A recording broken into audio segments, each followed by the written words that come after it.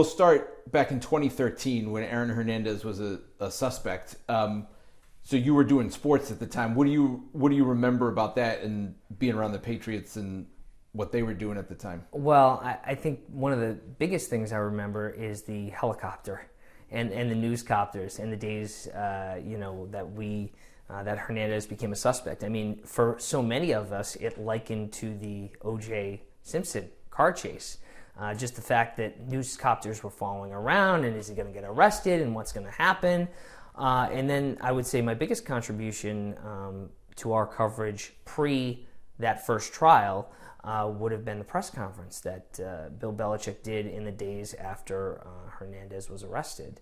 And I think the most interesting thing about that, Brian, was it's the first and only time I can remember that the Patriots did a press conference up in the luxury box area of Gillette Stadium because it was just so many cameras. It was all the local stations, regional stations, national stations, papers. It was just huge. You had this, NFL star that was arrested. So I remember it was a huge press conference, and it was different than any other press conference that Bill Belichick has ever done before or since, and not just because of the subject matter. We're used to him being short and not being particularly thoughtful and not necessarily giving the media the time of day. And in this instance, it was really the exact opposite. I can remember, because there was so many media members there thinking NBC 10 is going to get a question in. I'm going to get a question in, and it's going to be an important one. And maybe he won't answer it, but I'm going to get it in. And I can remember asking him, I think I asked something to the effect of, what concerns did you have about drafting Aaron Hernandez, and why did you pick him despite those concerns?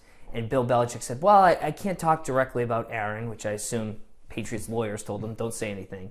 But he didn't just end there or move on or whatever. Then he went into a few minutes talking about how the Patriots select players, why they decide to pick the guys that they pick. So I'm not saying that his response was necessarily some huge revelation, but it's a good example of the fact that even Bill Belichick, the Patriots, everybody sort of understood the gravity of what was happening. And it was just very, very interesting and a precursor to what would become, so many twists and turns and developments through from when he was accused to all the way even after his death, all the news that's come out. It's really one of the probably most, I don't know if important is the word, but definitely one of the highest profile cases, I think, in state history. Yeah, so then moving forward, so then you were covering the trial, so this is almost 2 years later. Right. What did you think going into that trial? Did you have any preconceived notions, or I think this is what we're going to focus on, or I can't believe this is happening, it's a huge deal, there's national press here? What were your thoughts going into the trial? I think all of the preconceived notions got thrown out the window because of what we learned at the trial. When you're there in an actual trial covering a high-profile defendant, we think we know what happened, but we don't get to see all the evidence until it's actually presented, at trial. So you're talking day after day was like a bombshell of new information, whether it's how Hernandez was involved with shooting somebody in the face, or whether here's video of him walking through his house with a gun, or here's his cousin being very combative, not answering questions to the prosecution. Here's a gun expert going toe-to-toe with a defense attorney about what sort of weapon he used. Just the back and forth cell phone evidence to Robert Kraft. One day walking in and seeing Robert Kraft in the elevator, shocked that he shows up, and he actually had something material and important to say during the trial. He spoke to Hernandez, after the murder. So there were just so many twists and turns in development. As a reporter, I don't think there was anything you could have prepared for. Really couldn't have prepared you for what happened because there was just so many twists and turns throughout the trial.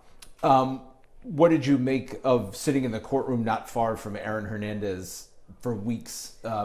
Did you make anything of his interactions with people or how he acted? He was very cool, calm, and collected. I'll tell you that at one point during the trial, Aaron Hernandez was about sitting in the front row. Aaron Hernandez was about as far from me as you are to me right now.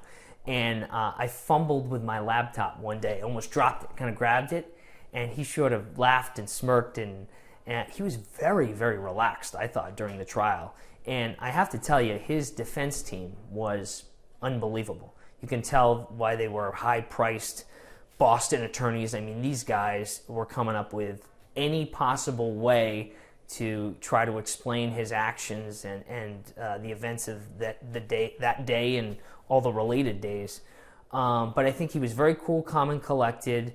I thought we had a very good professional group of reporters that were there too.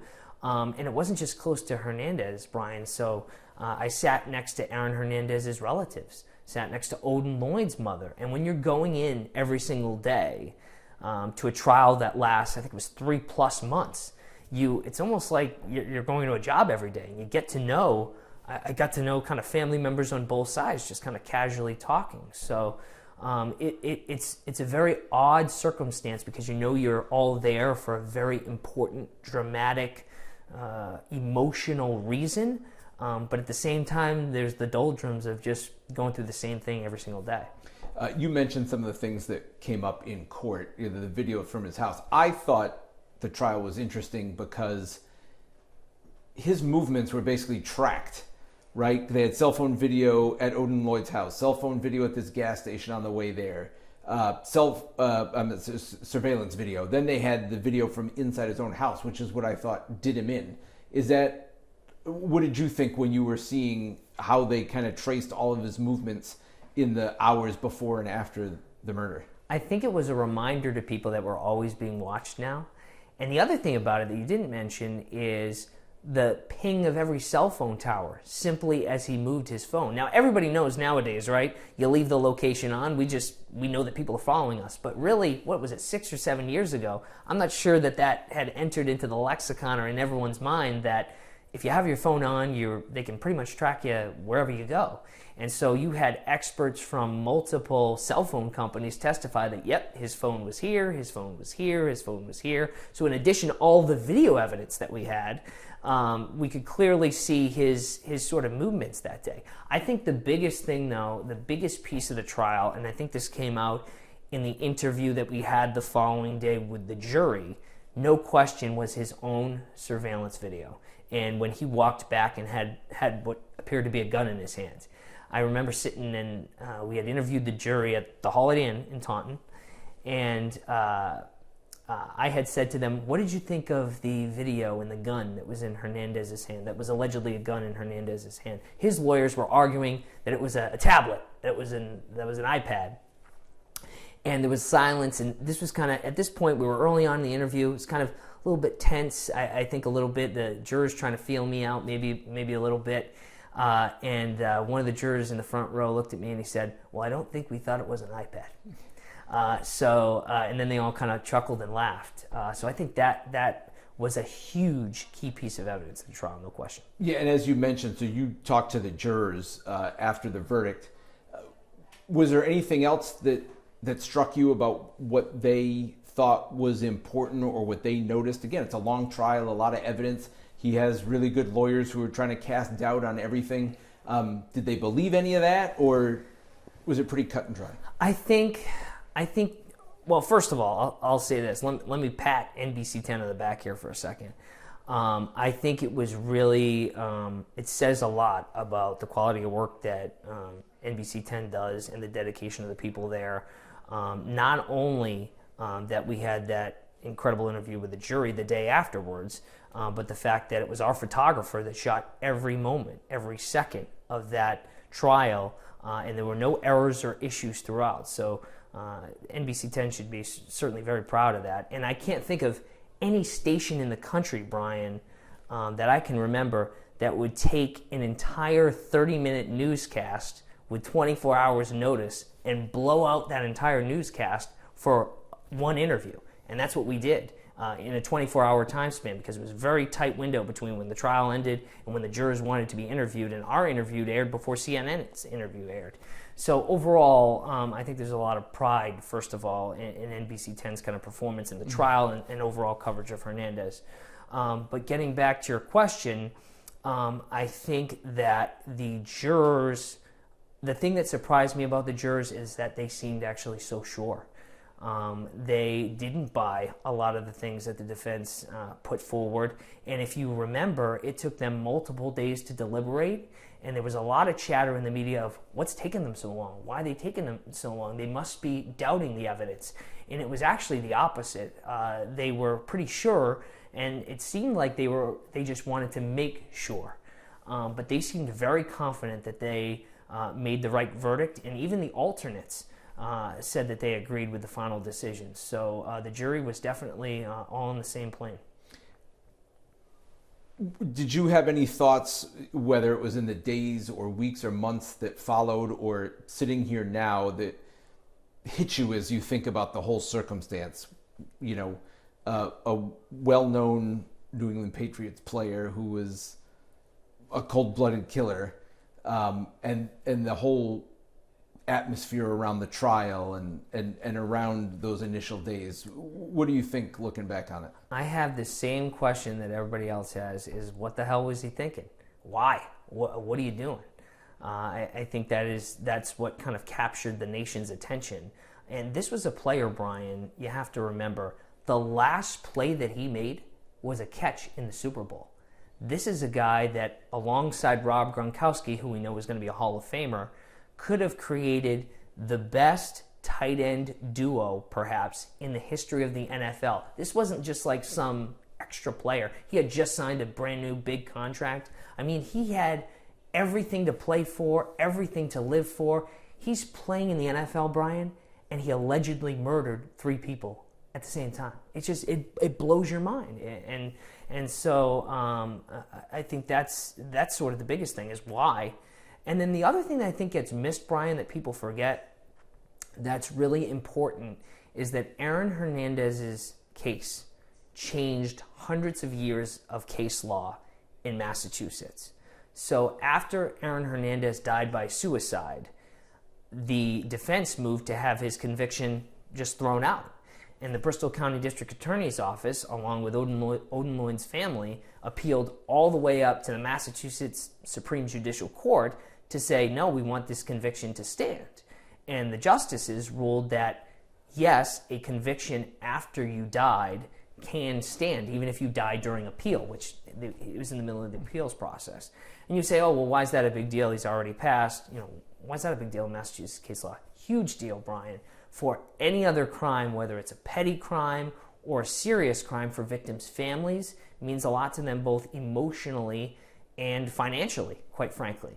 So Aaron Hernandez's case had a huge impact. And look at all that we learned after he passed. We learned that he had CTE. We wonder, what role did that play? We learned there were questions about his childhood and whether he was sexually abused or whether he was homosexual or bisexual. We learned about that. We learned about details, again, about the Supreme Judicial Court. So it just touched so many areas, and gosh, just sitting here reliving it, it's just, there's so much I'm forgetting, because there was so many twists and turns, like I said. You remember a lot, and sorry to work backwards. One more question you said Please. About his childhood and kind of why. Did it seem right? He's got this money, he's got this fame, he plays for the Patriots, but he was still kind of this kid hanging out with the same people from Bristol, Connecticut, who he grew up with, and kind of ran in this circle of having problems? Well, look, we've seen this before with professional athletes, where they come from a tough background and have kind of a hard time maybe leaving that behind. Certainly that was a little bit of the case here. But the thing, Brian, was the motive for all 3 of these murders. Obviously convicted of one and acquitted of 2 others. But in each case, it was over such a petty thing, over nothing, over I was disrespected. Not someone was sleeping with my wife, not something, a crime of passion, not a hatred that bubbled up for years. These were just general, small, little disrespects to him. And the fact that he would go to such lengths, despite the fact that he had so much to lose, it just kind of boggles your mind to this day. And then, days after he gets acquitted of 2 murders, he takes his life. It's just a really wild case. It really was. and sad. And the other thing, we haven't even talked about it, but 3 people lost their life, and families were changed forever, and that enters your mind too. It's just a swing of emotions. There's sorrow, there's as a reporter, there's excitement, and then there's surprise, shock. It really was kind of a case that had it all.